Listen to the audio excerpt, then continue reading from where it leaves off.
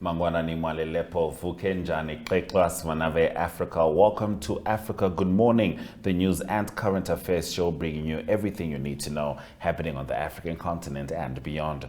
You're joined by Ashwin Berry and Glenora Shapura. How are you, Glenn? I'm doing very well, Ashwin. It's a beautiful Monday. It's a beautiful Monday. A new week is ahead of us. It was a good weekend as well. It was a solid one. I saw you were at a wedding. You never invite me when you go to these events. I mean, when it's my wedding, you'll be invited. Yes, I'll be front row. Yes, there we go. Well, let's take a look at what you can expect in today's broadcast. Twitter fired us and then ghosted us, African staff says. Ghana's ruling party picks Vice President Bawumia as presidential candidate, and 15 UN peacekeepers injured as rebels target convoy will also be crossing over to Ariohat a little bit later in the show. Who'll be updating us on the latest in sports news. Do stick around for these and more on Africa Good Morning. Welcome to What's Cooking, where culinary passion meets expert insights. Somebody must really want to cook and want to cook good food. Immerse yourself in the bustling world of professional kitchens as top chefs create mouth-watering dishes. Join us for in-depth interviews as our host explores the experiences and expertise of our guest chefs. Don't miss out. Tune in to What's Cooking on NTV every Friday at 2100 hours and let the culinary adventure begin.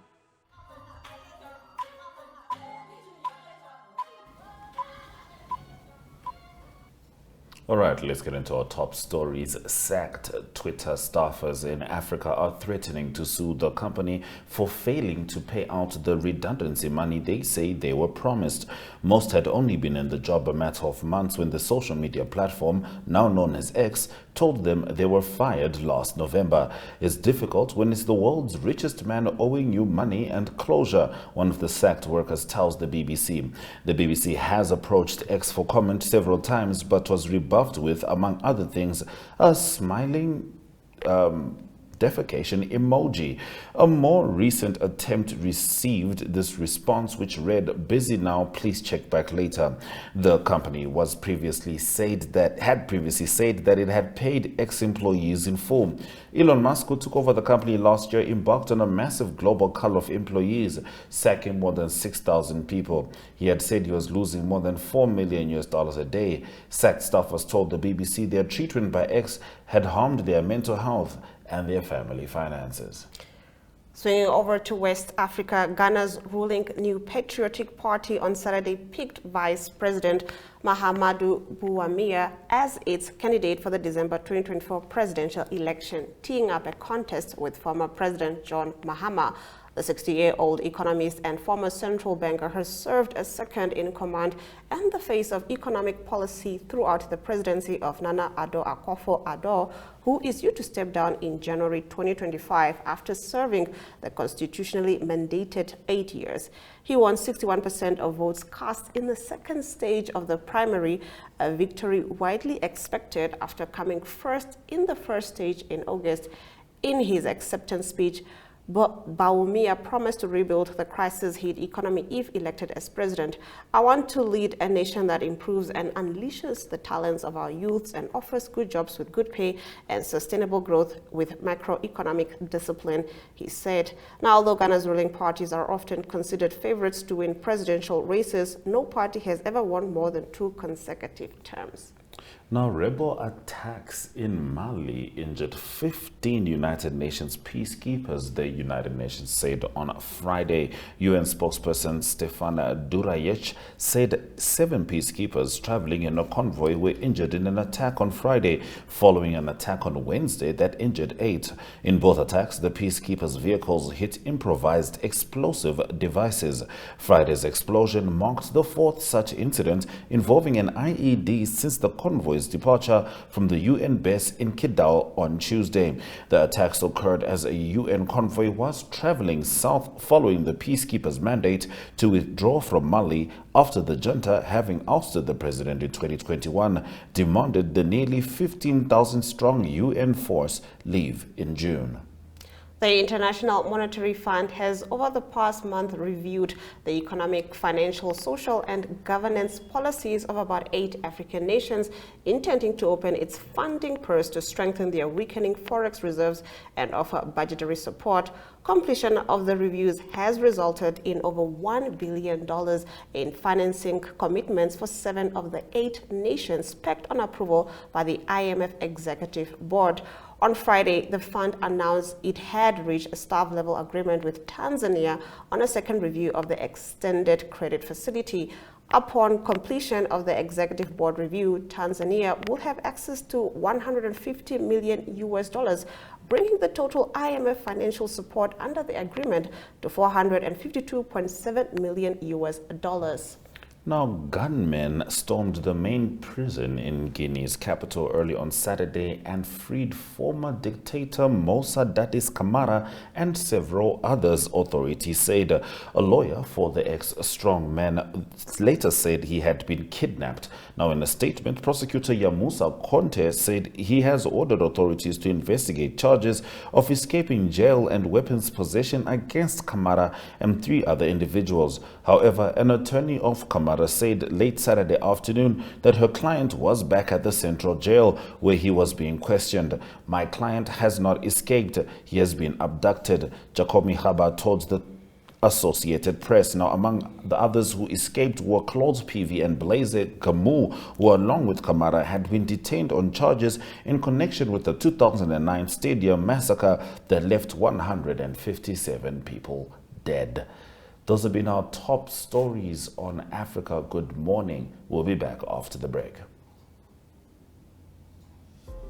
Neo Paints has established a 67-year Namibian legacy, creating personalized paint solutions that blend quality and innovation for the Namibian people. We pride ourselves in being a 100% Namibian-owned company, investing in our country and our people by employing and empowering true Namibians. With every brushstroke, Neo Paints commits to our quality guarantee and always delivering a coat of excellence. At Neo Paints, we always stay true to our country. We are as Namibian as you.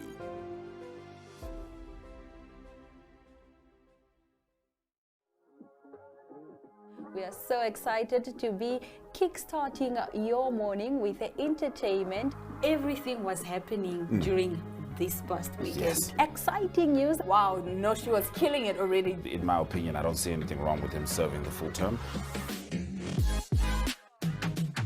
As well as keeping you informed on the issues that you need to know happening in and around our country.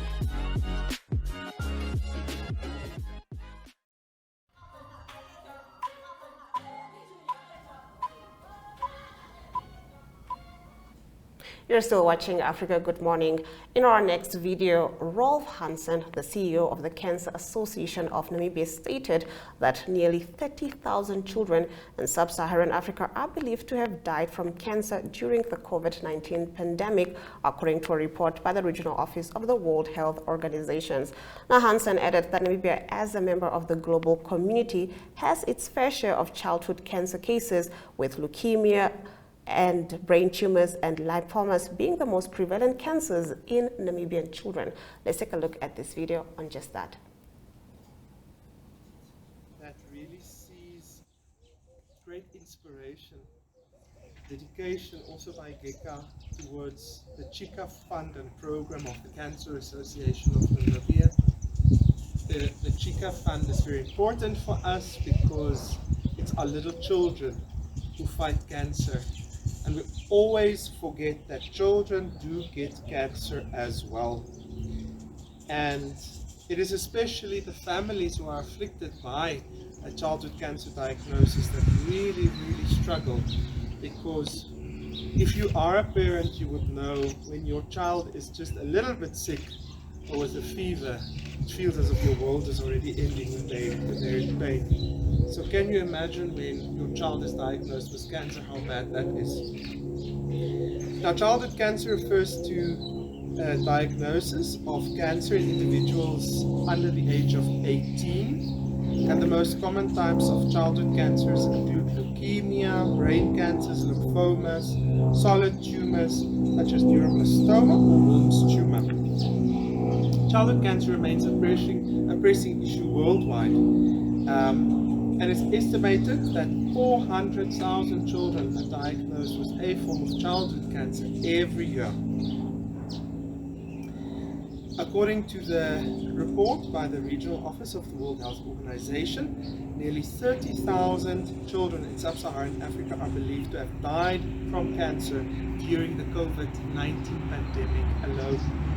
And I always refer back to COVID-19. I say it was terrible, it was a huge tragedy, but we had so many other diseases that were still there, that were left behind, unfortunately, and cancer was one of them. People actually died, more people died, and we forgot because of this pandemic. So we always take cognizance of the fact that this disease has been around forever, and we're going to be stuck with it for a very long time, because cancer is not a singular disease, it's a multitude, more than 300 different types of diseases classified as cancers. And each one of them is diagnosed differently, treated differently, life expectancy is differently, and outcomes post-treatment is also very differently.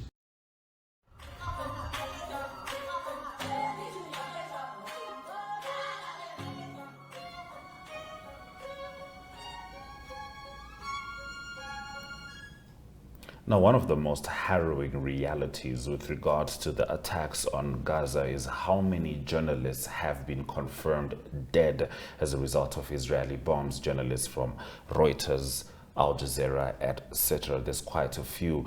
And of course, every single life matters. Now, last week, it happened to be the International Day to End Impunity for Crimes Against Journalists, which I'm sure is, certainly essential, not just in the Gaza Strip, in Africa and the world. This year's theme is violence against journalists, the integrity of elections, and the role of public leadership. Now, speaking on the Namibian context and speaking on the importance of protecting journalists, here's Deputy Minister of Information, Communication and Technology, Emma Theophilus.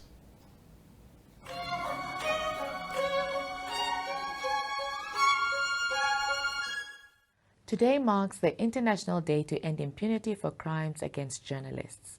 This year's theme, the violence against journalists, the integrity of elections, and the role of public leadership, allows us to create awareness of the dangers of impunity for crimes committed against journalists, and more so, pays tribute to those journalists who have lost their lives while diligently fulfilling their duty to provide information to the public.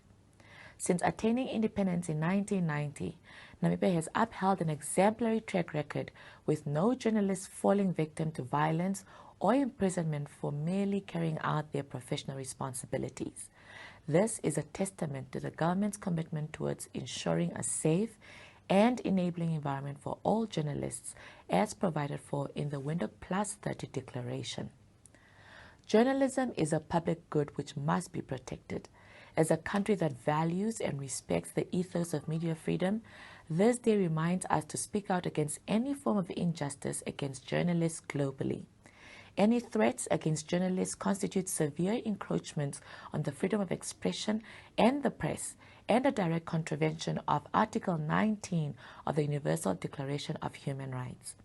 These crimes create a climate of fear for media practitioners, hampering the free circulation of information to all citizens. As the Namibian government, we reiterate our pledge to freedom of expression and that of the media. We call on countries to heed this call to build essential foundations of democracy. Namibia has made remarkable progress in promoting media freedom and consistently maintained the top spot in Africa and 22nd globally in the Reporters Without Borders 2023 Press Freedom Index. Ending impunity for crimes against journalists should be prioritized, as it lies at the heart of ensuring the full exercise of the right of freedom of expression, facilitating open, free, and dynamic exchanges of ideas and information for all people.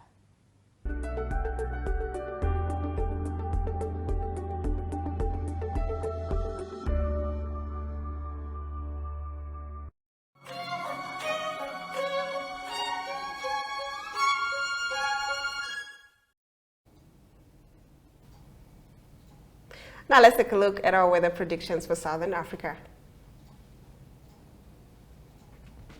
Welcome to Myna Cars, your ultimate destination for everything automotive. I am your host, Diana Master. Teamwork makes the dream work, right? Discover the latest models, innovative technologies, and expert insights from our passionate hosts. Learn essential maintenance tips and get exclusive behind-the-scenes access to the automotive industry. Don't miss My.NA Cars on NTV every Thursday at 2100 hours. Tune in and ignite your passion for automobiles.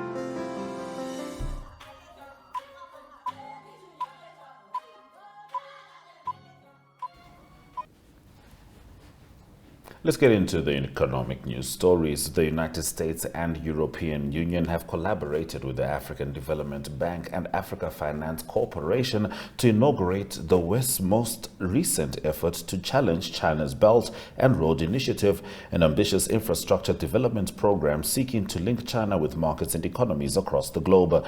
The involved parties have formalized their agreement by signing a memorandum of understanding that outlines their intentions to develop the Lobito Corridor and the Zambia-Lobito Railway. Higher Education Minister Blade Nzimande has placed UNISA under administration. This was after he dissolved the institution's council. In a statement on Saturday, Higher Education spokesperson Ishmael Nisi said Nzimande has appointed former University of Johannesburg Vice Chancellor Professor Aaron Rensburg as administrator for 24 months. The developments follow independent assessor Professor Temba Mozai's findings and recommendations. Mozai's report preceded a ministerial task team report delivered in August 2021, which raised serious concerns about the state of administration and governance, as well as the quality and sustainability of UNISA as one of South Africa's most important universities. Nisi said there were overlaps between the two reports. The MTT concluded that based on the evidence presented to it, UNISA suffers chronic management failures in many of the key support systems, and the council was the root cause of the problems at the university. All right, we're going to head to the economic indicators just before Ari Hochad joins us with the latest stories from the sporting world.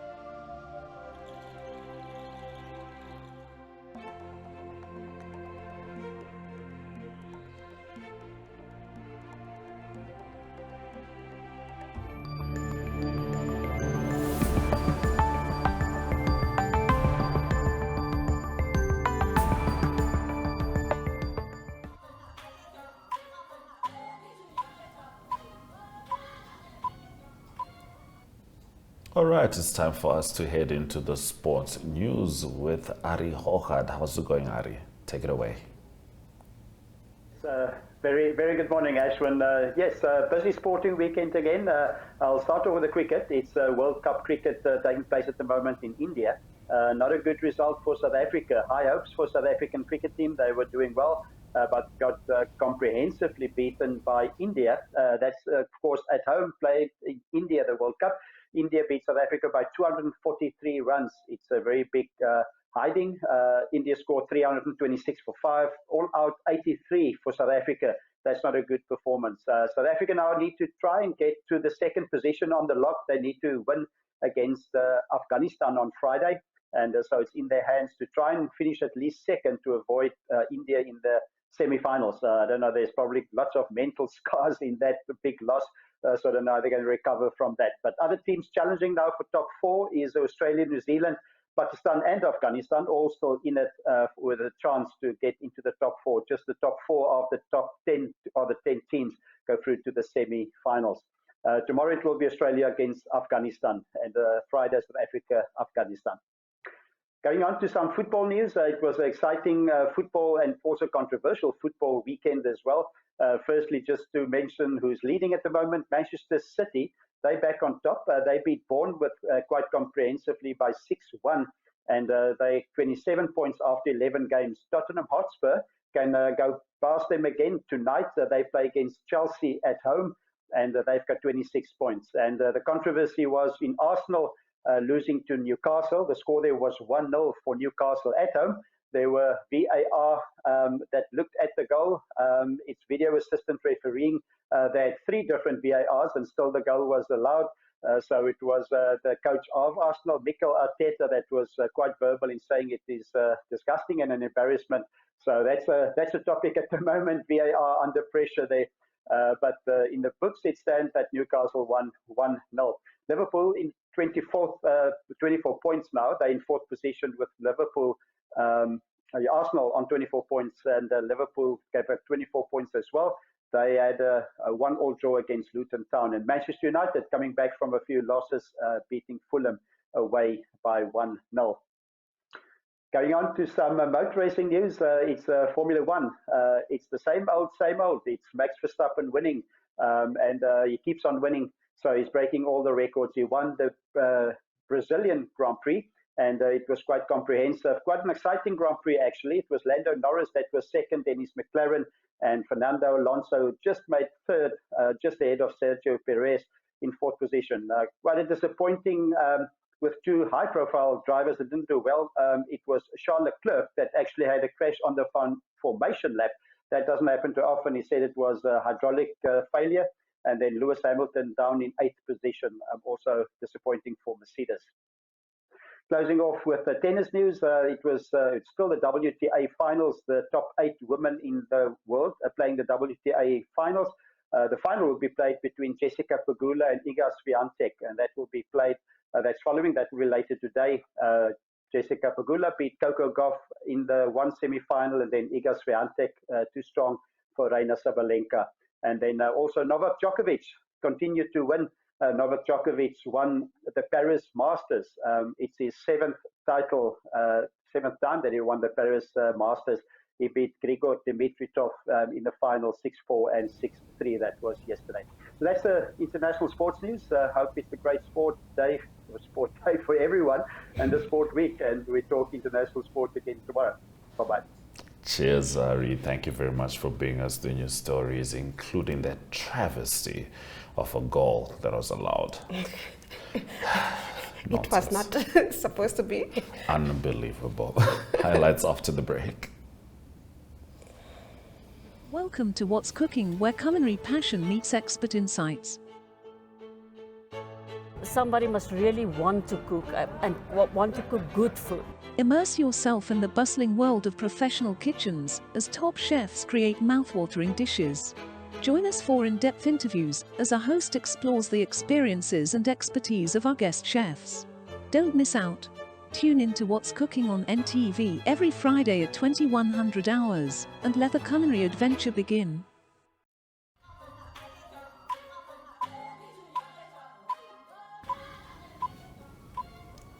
Let's quickly dive into the highlights from this morning's broadcast. All right, so as we said, Twitter employees, former employees from Africa, are actually feeling ghosted because they have not been paid ever since that they got sacked by Elon Musk last November, which is awkward when the richest man in the world owes you money. Ghana's ruling party picked Vice President Bawumia as a presidential candidate. For those of you who might not know, the current president has served his full 8 years and thus cannot run again, and the party has chosen its next person. And of course, Tanzania is among 7 African nations set to receive $1 billion from the IMF. Those have been our stories. And with that, we've come to the end of our broadcast. Thank you for joining us on this lovely Monday morning. From me, Glenn Rashipura. And Ashwin Berry, Surajaganaka.